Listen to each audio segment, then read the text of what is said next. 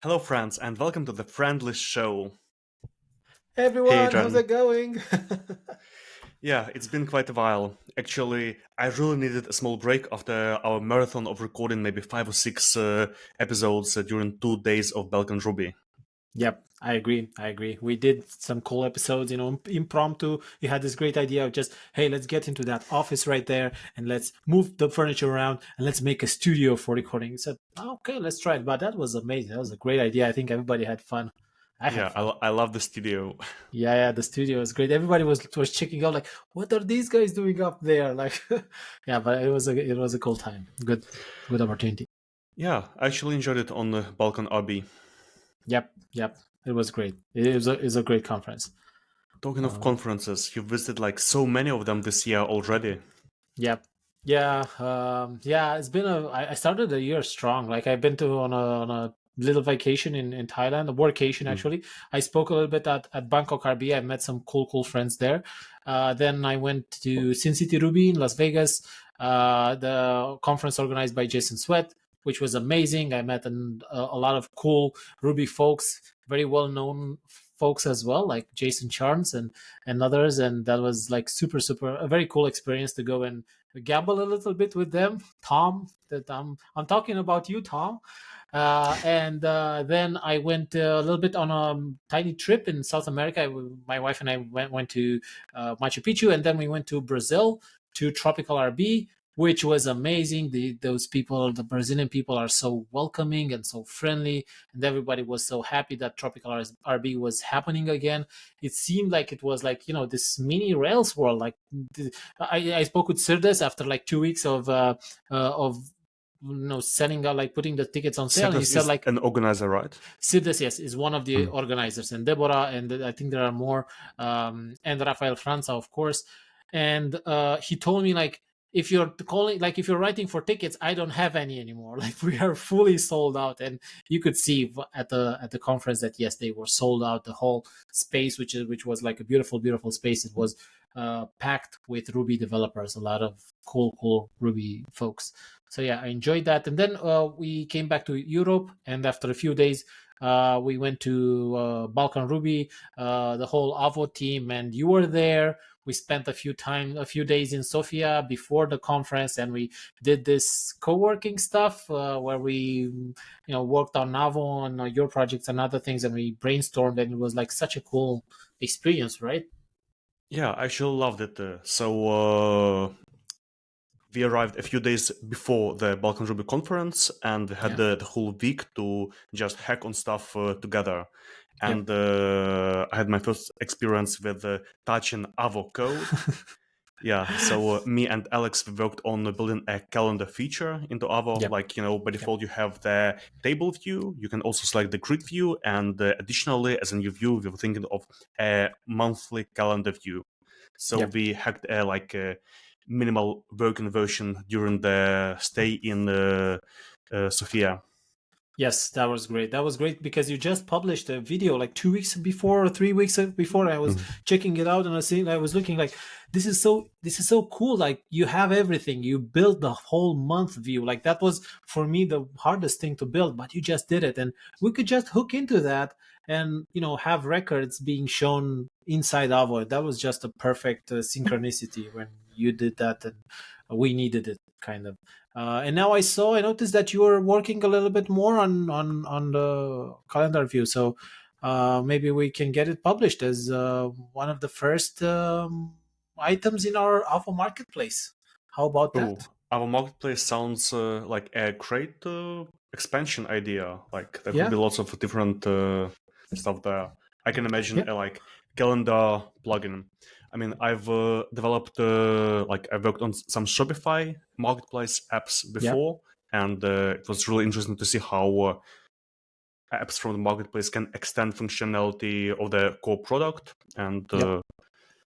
if you Yeah. open up the possibility for developers to create apps on the marketplace, there could be some potential. Yep. Yeah, definitely we want to make this more and more open because we do envision people that want to build like extra fields, extra views, like resource tools and other integrations, maybe with Sidekick and other things. And we also build like a solid Q UI for everything. So we definitely see people that want to build other things because they are so somebody built like this whole tree view of the family tree, and that was just amazing when I saw that. So yeah, we want to open that up, and probably this would be the first item. So the calendar view, where people can download it, and and like people like you like can monetize it, so you can also like sell it if you need to, or publish it for free, or whatever makes sense for you to do. Yeah. Yeah, that sounds cool. Avo Marketplace. Yeah. We're actually working on this new feature called Kanban, the Kanban board. So many people asked us about like, hey, could we have like a board where we can see our records? And that's just, made our day. And the light bulb went up, and we said, yeah, this could happen. And we started thinking about how to do it. And actually, the technical implementation is not that straightforward. So I looked at your video. I checked out Andrea Roca's Hotwire Cookbook. Do you know that one? Yeah. So he has a chapter on that, and I had some look at his code, and it's kind of like it's easy when you want to do it for one kind of model, one resource, but when you want to do it to support many, then you gotta remember like the position on the board, and maybe the position, maybe it's on multiple boards, on multiple columns, one record. So it's quite deep, that rabbit hole. But we want to do it again like we do everything else. This is the initial iteration. This is what we're going to have initially, and then we're going to build on it. But again, we're very excited about this, and when we want to have it by the end of this month, maybe mid-August probably, to have it out there, at least the initial iteration, so people can play around. So this could be like the second thing in our marketplace, let's call it. Oh, it's such a nice feeling. Like you mentioned, like a Kanban board in Avo, and I start like thinking, how would I build it? Right. Yeah, that's so cool to do it. Like, I think we should do. So one of the things that I do with Paul is get together, like, how would we build this, and we start jamming. So I think that it'd be cool. Like on a Friday evening, we just have like this public call where, okay, let's jam. How would you build this? How would you do that? Right. And I think that would be like a nice bonding experience for Yeah, developers. actually, have you ever had something like Avo working hours calls with just people who would like to talk about Avo? I did have one, and only my friend Jakob showed up. But I think maybe people didn't know about it, so maybe now I should restart it. What do you think, guys? If you're hearing this, just write to me on whatever and say, yeah, Adrian, start having those open office hours, and we want to talk to you, and we could do those. I can tell you about the news, and then you can tell me about problems or issues or stuff, and we can try to jam over them. Yeah, talking of Avo, I remember some time ago you talked about the vision of it potentially being a like no-code or low-code tool. How's it going with that?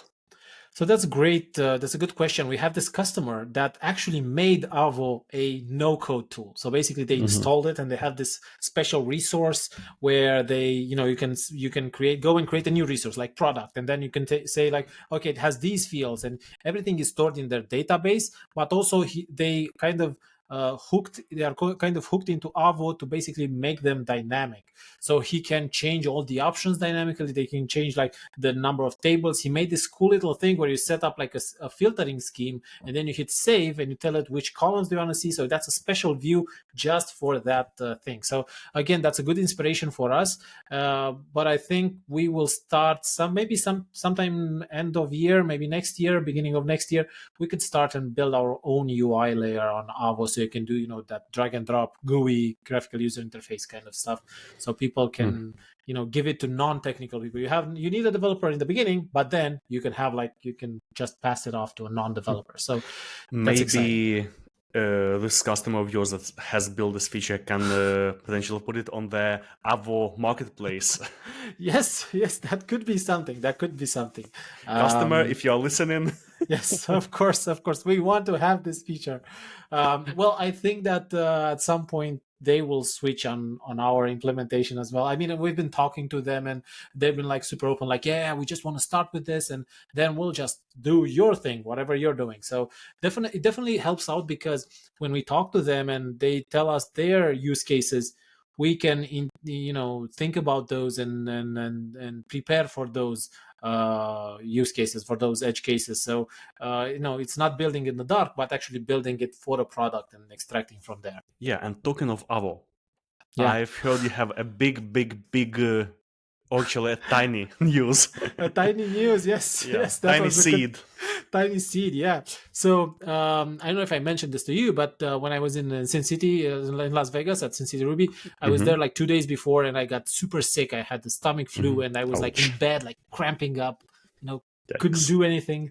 Yeah, it wasn't a pleasant experience. But then I got this email, and I was just in my bed. I was looking at this email and it said like, "Congratulations, we would like to invite you to be in our next Spring 24 batch." And I was like, "Oh my god, this is so good!" But I was like in such pain.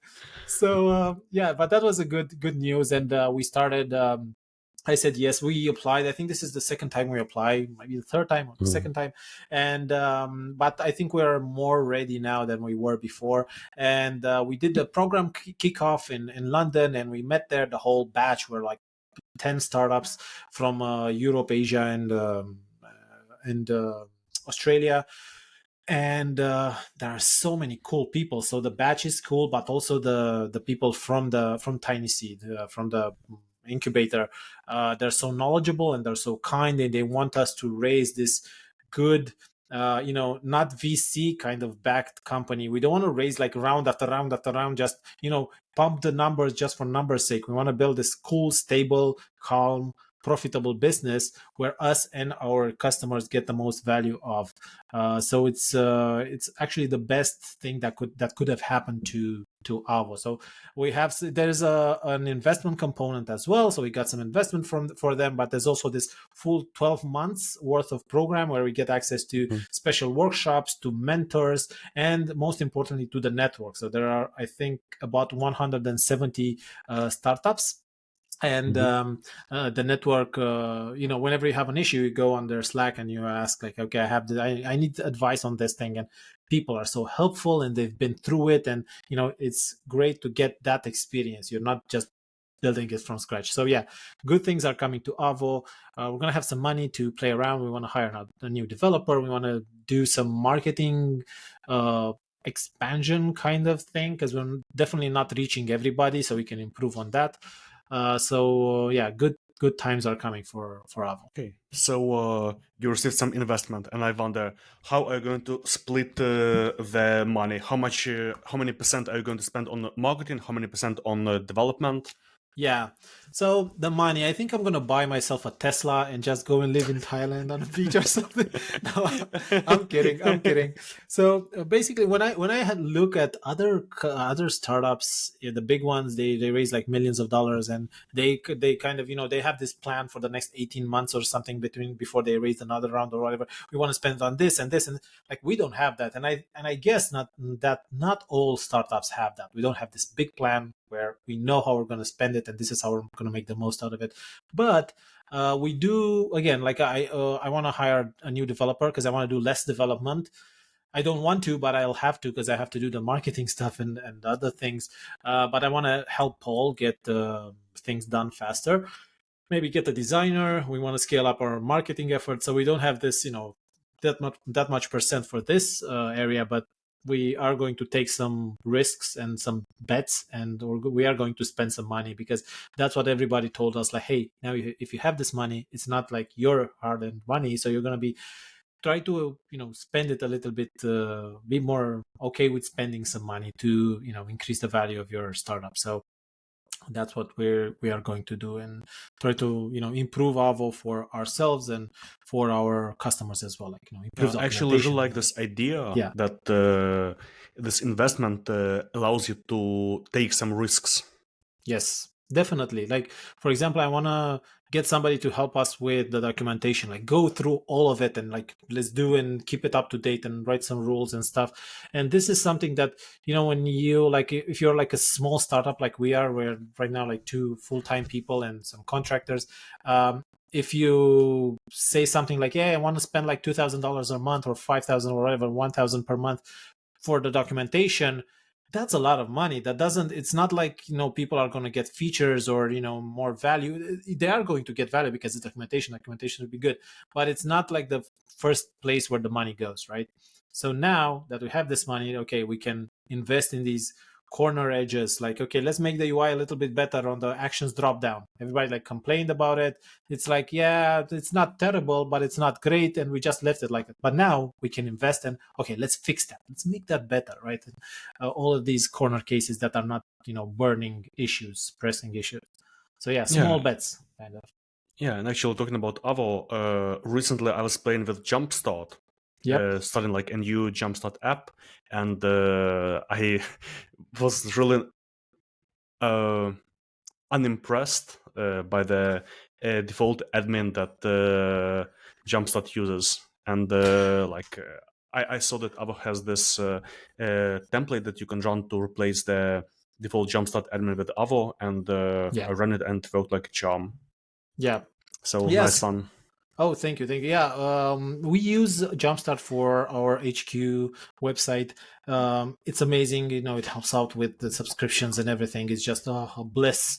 Everything just works out of the box. But like you said, yeah, the admin kind of side, the back office, it's a little bit bare bones, which is okay. You can do your stuff mostly, but we kind of we implemented Avo in our website, in our Jumpstart app, and we said, okay, we can extract that.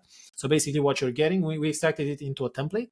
So what you're getting is resources for all of the things that Jumpstart comes with, like the payments and the subscriptions and everything else. So you basically get that out of the box with just running that template.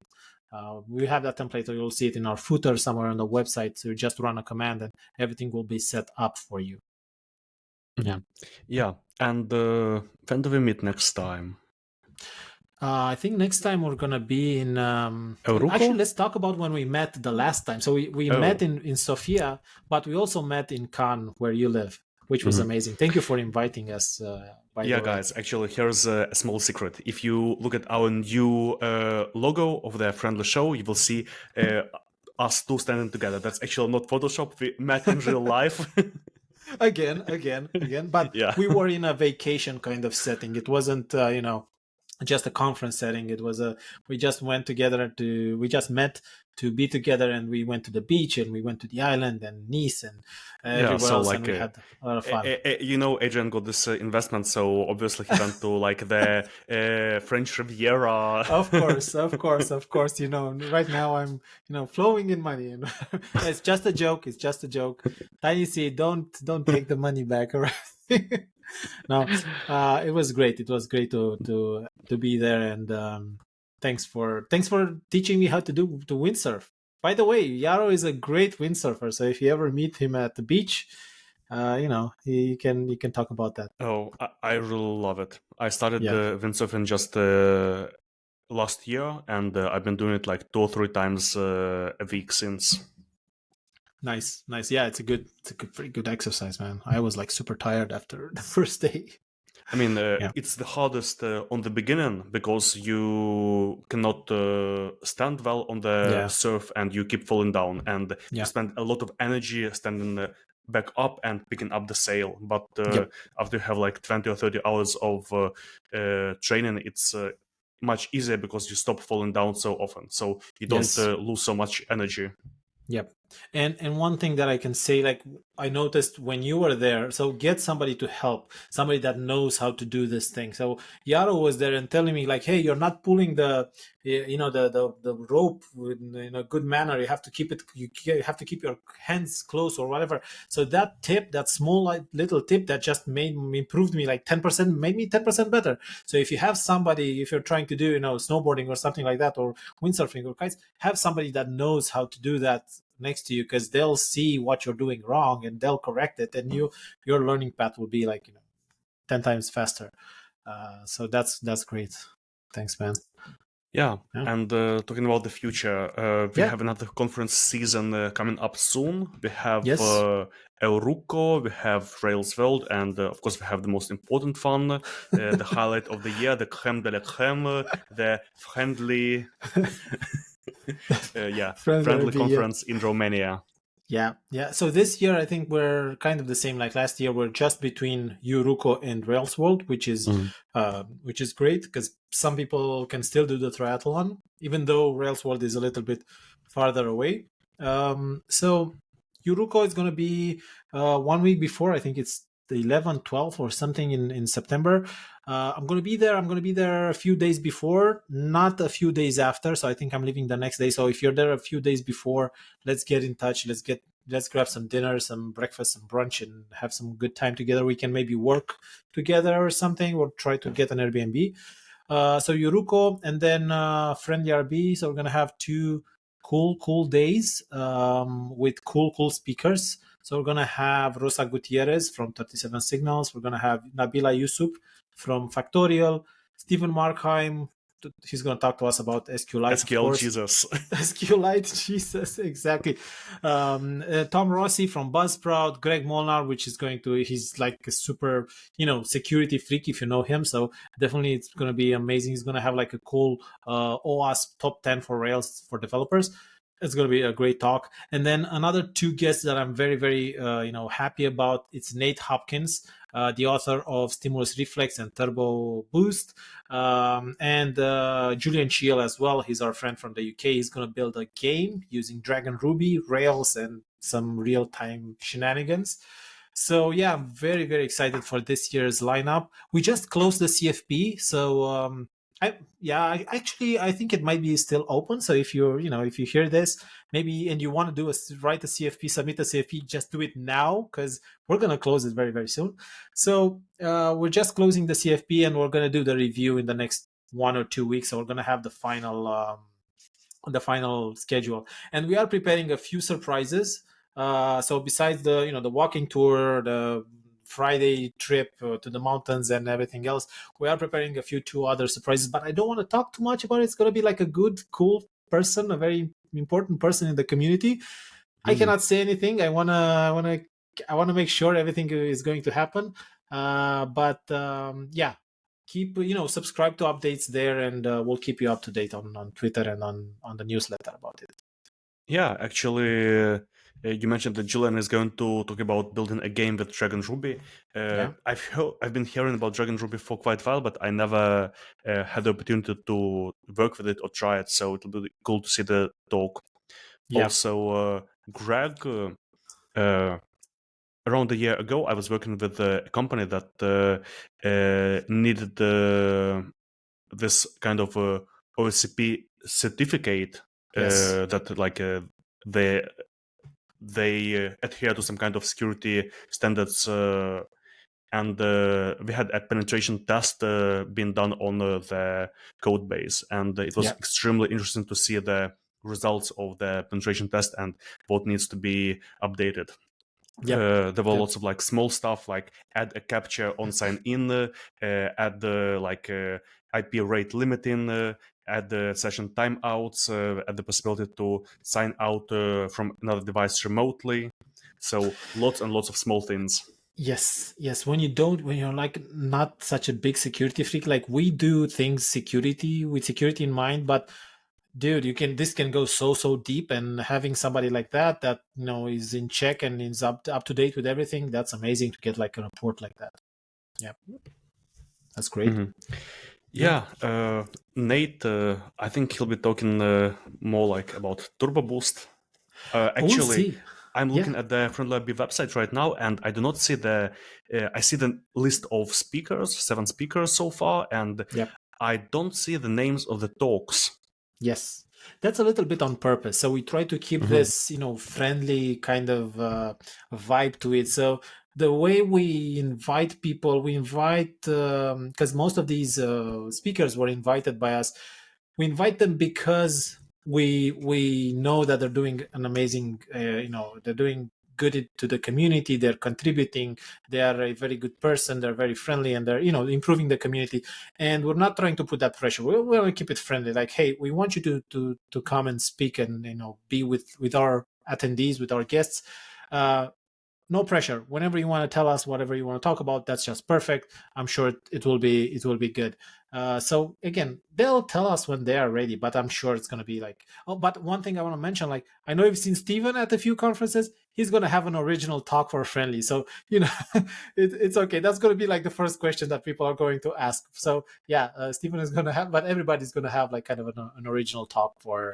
Actually, I mentioned recently Steven has been posting much more about CSS tricks rather than about Yes. SQLite user stuff.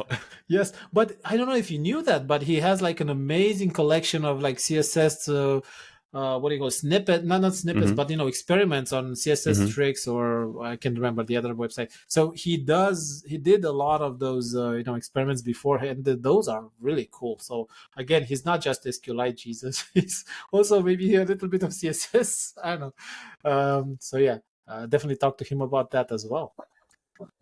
Yeah, actually, when you visit a lot of conferences and you see the same speakers with the same talks all over again, it's not so much fun. So it's nice to hear that there will be original talks.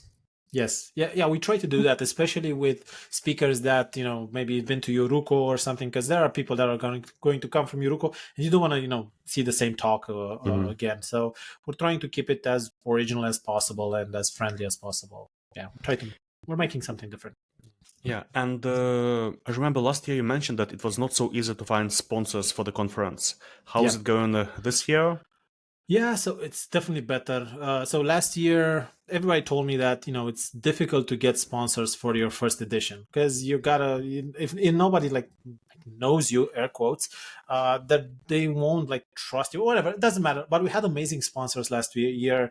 We had Andy Kroll, we had Flagrant, an agency from the US, Evil Martians, Softia from Romania, and Trailblazer from Nick from Trailblazer. They were amazing to support us, and that really gave us the financial support to actually build it. Because if anybody threw in made a conference, they know you cannot do it just from selling tickets. And this year we have amazing sponsors as well. So we have Two Performant. They are a marketing network that has been has been created in Romania. We have AppSignal, which everybody knows they're amazing, and they support the community through these kinds of sponsorships to all kinds of conferences. And we have Probably, which will sponsor our after party. So yeah, we are trying to make we will make I think a better after party than we had last year. And of course we have some production sponsors and some community partners, which I invite you to go and see on our website, because and give them a follow, use their services and products, because if they are helping the community, and we can help them back whenever we need their services. Just we can use them. So yeah, thank you to our sponsors for helping put together this cool experience that we call FriendlyRB this year. Yeah, cool, man. So lots of conferences this year, a lot happening with Avo. I'm so excited to see all this news about the features you're building, about the TinySeed collaboration. Yes, it's going to be. So it was a big year for us. It's still continuing. It's going to be a big year. It's just the middle of the year now. It's just the middle of the year, exactly. So many things have happened, but it's just the middle of the year. But yeah, cool things are incoming, and yeah, reach out to us. Like, if you tell us how much you love it, tell us how much you hate it, because that's what I tell people when they talk about Avo. And I'm looking forward to seeing everybody at the conferences. We didn't mention Rails World, Toronto. After Friendly next week, let's see each other in Toronto as well. Again, let's have brunch and lunch and dinner, and maybe we can share an Airbnb. If anybody's interested, definitely give us a shout, because we do this. We did this in Athens, in Sofia. Oh yeah, I loved it. Yeah, it was. We can find a big Airbnb, and we can maybe work a little bit and spend some time together. It's just a different kind of experience. I wonder how big of an Airbnb can be find, like in Toronto, 40 guests. Dude, to make it affordable, yes, we could get a 20-room Airbnb or something. No, it will be great. So yeah, this is how we found our last roommate in Greece. You just tweeted about John. it, and John, which is an amazing person, he just joined, and it was a great experience. So if you wanna join us and live with us in an Airbnb at EURUKO or in Toronto at Rails, well, definitely give us a shout, because we would love to meet you and spend some time. Yeah. Okay, guys. It was a nice episode. Thank you for listening. Yes, thanks for listening, everybody. Ooh, confetti. Yes. Yay. See you in the next one. Thanks so much, Yaro.